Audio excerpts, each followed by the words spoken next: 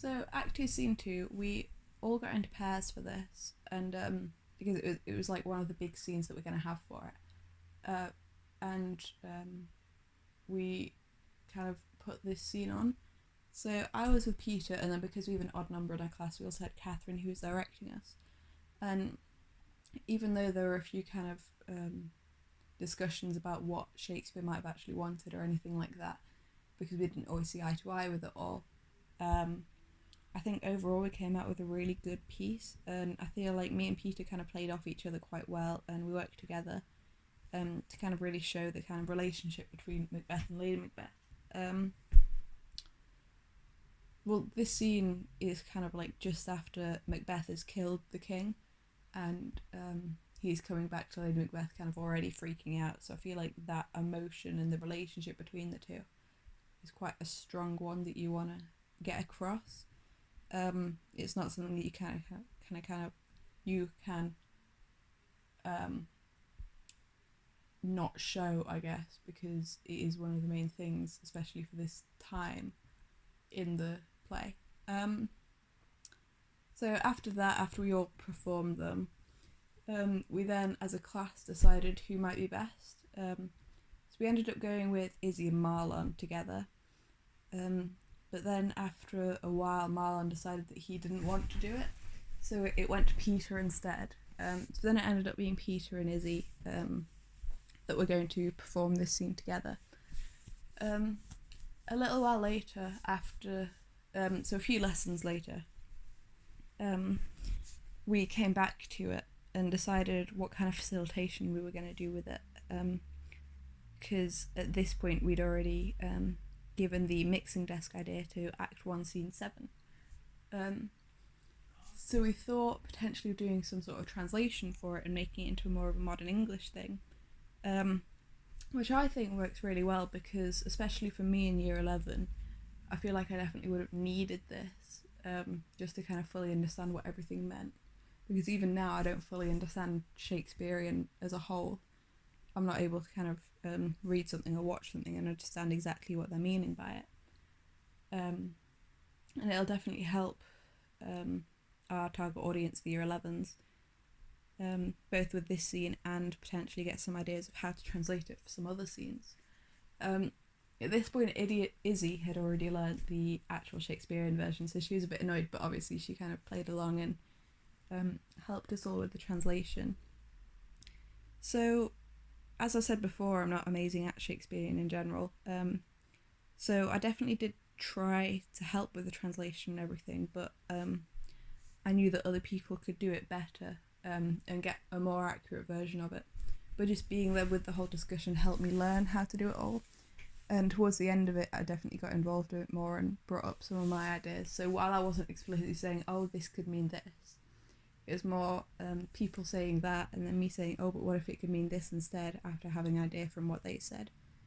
I feel like a lot of the time my ideas got shut down anyway, just because they weren't necessarily right or it wasn't what other people thought, but I still feel like it is an interpretation of it, and Macbeth, Shakespeare in general, it's all just interpretations. So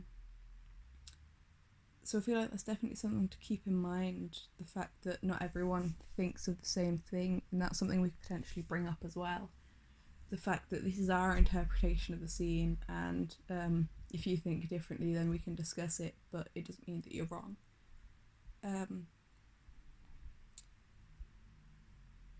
Overall, I feel like the translation works really well, because while it's still a little bit confusing with everything that's going on, because if you don't, we still use some awkward terminology, and we didn't make it as simple as maybe we could have, but we still wanted to kind of keep this kind of mysterious feel about it. Just because if we completely got rid of that, it could alter the effect of the scene and how our audience might interpret it.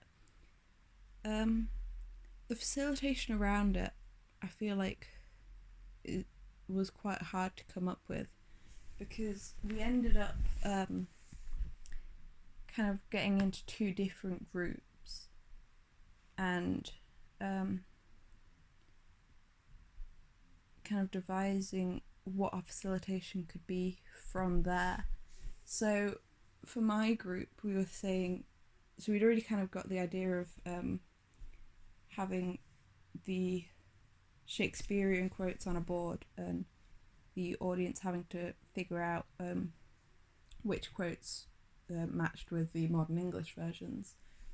I feel like I definitely contributed quite a lot in this section because in my group I definitely kind of spearheaded the whole idea of it. Because I was playing a student, or I am playing a student, I definitely wanted to include us a lot more in it. So we had all the discussions of how we could facilitate back to it all. I kept thinking about maybe having the students putting their hands up, and then we'd put our hands up as well once a lot of our section had. Or Chip kept bringing up the idea of making noises, as like buzzer noises sort of thing, but I don't think that really works very well just because it's quite interruptive. But I definitely feel like we need to I definitely feel like we need something that includes the students, because if we don't, then they could feel quite left out. But I also feel like we can't pinpoint a few students because then other students could feel left out.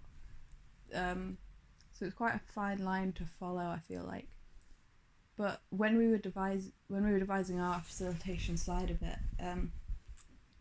it was my idea to have kind of one quote for each team as well, just to make it a bit simpler. And then having the kind of discussion between the fake students and the facilitators at the time, as that's quite useful for the students to listen to, because with the fake students kind of being their person to talk to and go back to, at this point they're probably all already built up kind of a trust with them and stuff like that, so I feel like using them is definitely essential to getting the audience kind of involved with it all. So that's definitely something to think about when we eventually kind of improve our facilitation with it all, because I feel like the fake students are essential in getting the audience involved and letting them get the most out of it. Because if they're not involved at all, then we're just kind of sat there not really doing much. Whereas if we're more involved, if we kind of get involved with the whole scenes and drive it forward, it allows the real students to kind of reflect themselves upon it, and we could ask questions that they might be asking and all that kind of stuff. So that's definitely something we need to bring into the future when we get onto the facilitation side of things and get that all sorted. But that's just my idea. I get that other people have their ideas and what they want to do, but as playing a fake student, I definitely feel like we need to be included a lot more than currently we are doing.